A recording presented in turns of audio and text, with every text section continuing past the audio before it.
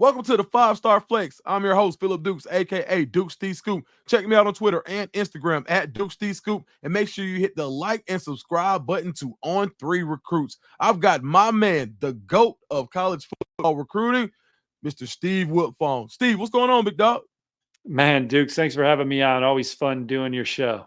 Man, I appreciate it. So you've got Georgia Bama this weekend. It's one of the biggest games of the year so far. A ton of recruits are going to be there. Some are still looking at Georgia. Some are still looking at Bama.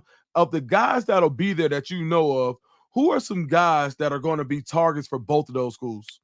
Well, if you go over to Bama Online, the Alabama On3 affiliate, they have the star-studded visit list on their website. You can get it for $1. Just sign up, Fong1, and you can read about Alabama and their massive recruiting weekend on Bama Online. But look, let's start with the Alabama commit, Dukes. They got a couple prospects that have been taking some visits or talking to some other programs. Caleb Cunningham, 5-star receiver, was just at Auburn this past weekend. I don't think it was the visit that Auburn fans were expecting. It wasn't the game that Caleb Cunningham was expecting. He wants to see more from the Auburn Tigers offense. With Alabama, where I believe he is firmly committed right now, he loves the quarterback situation at Alabama. When you're talking about Jalen Milroe under center right now, Ty Simpson, the heir apparent. And then certainly in his own recruiting class, you have Keelan Russell, who will come in and ultimately battle Austin Mack, who transferred and followed this coaching staff to Tuscaloosa. You got Dijon Lee, Max Torres reporting Oregon trying to get in the mix with Dijon Lee. You got Nebraska trying to get in the mix with Dawson Merritt. Georgia trying to get in the mix with Anthony Turbo Rogersum. So Alabama in the mix for the nation's #1 ranked recruiting class.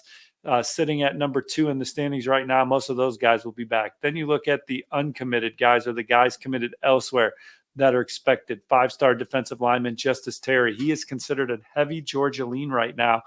But Alabama, he's been to campus twice since the summer, already attended one game in Tuscaloosa, getting him back. Maybe a victory over Georgia starts to send the pendulum their way in this recruitment. Wins and losses on the field aren't typically big needle movers for me in recruiting, but this is a game where Alabama and this new staff can show that this program is truly status quo, going from Nick Saban to Kalen DeBoer. Andrew Olish is a tight end committed to Michigan. That had Alabama as one of his finalists. Derek Smith, is that a recruitment that's ever truly going to end? One time committed to Alabama, committed to Auburn right now. So he's a name that stands out. And then all the big timers in 2026, from Tank Jones to Tyler Atkinson to see Darian Morgan. There's going to be some big time young players that are starting to really get a feel for their recruitments as the leaves start to turn orange. Is there a world that you can really feel like Georgia has the possibility to have the #1 class overall? Yeah, absolutely. They're the favorite, in my opinion, to finish with the #1 class, because you still got Justice Terry and Elijah Griffin out there. I think you can mark Georgia down for a big flip at some point. Don't necessarily know who that is right now, but someone like they flipped KJ Bolden at the end of last cycle. I think that they'll have some fireworks at the end of this cycle with the kind of season that they're expecting to have. Georgia's my favorite to finish with the #1 ranked class, Dukes. Oh, wow. All right, so after Georgia's last performance against Kentucky, do you feel like any of the recruits may have wavered a little bit, or the commits or people that were looking at Georgia? Do you think that's impacted them in a negative fashion when it comes to recruiting at all?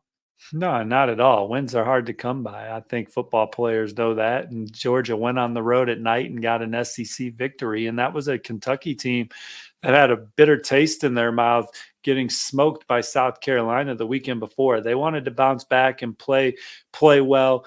Typically under Mark Stoops, they've been a hard-nosed physical football team that played a little off-brand the week before against South Carolina. And they've typically given Georgia some tough football games. And so Georgia went on the road, showed some resiliency, got a win, and now could look ahead to Alabama. When you see Alabama's on-field performance offensively, how much of a difference do you see in their offense now under Kalen DeBoer than you saw in previous years in the in the later years of the Saban regime? Well, obviously, as Coach Saban's time at Alabama evolved, he too evolved as a coach and changed their style of play on offense and got more wide open and exciting with some of the offensive coordinators he hired, from Lane Kiffin to Steve Sarkisian. So Alabama was boasting some of the most potent offenses in college football. At the end, obviously the Tommy Rees hire was a little suspect, but the hires before that were strong. And they made the college football playoff last year. And, Kalen DeBoer, obviously he got this, has only lost 12 games as a head coach. He didn't get this job by accident. Now he has to obviously prove it again in the new logo at the new place, but so far so good, in my opinion. And here's his first big, huge test at Alabama, but I expect the offense to be potent for years to come, as long as Kalen DeBoer is sitting in that corner office. How do you see this game playing out? I mean, again, it's always hard for me to bet against the home team at night, at home. So the home team at night at home, right? I just was redundant, but I like Alabama in this ball game because I think that the home crowd, that atmosphere really helps in college football more so than any sport. And so I think that I got Alabama winning this football game in close fashion, and certainly it would be, God darn it. Let me re-answer that. All right. Someone will edit that, right? Yeah, absolutely. Okay, so 3, 2, 1. Yep. I always go with the home team at night in games like this. So I like Alabama in a close one over Georgia. And then we'll see how that registers with all these elite recruits that are going to be on campus. Oh, wow.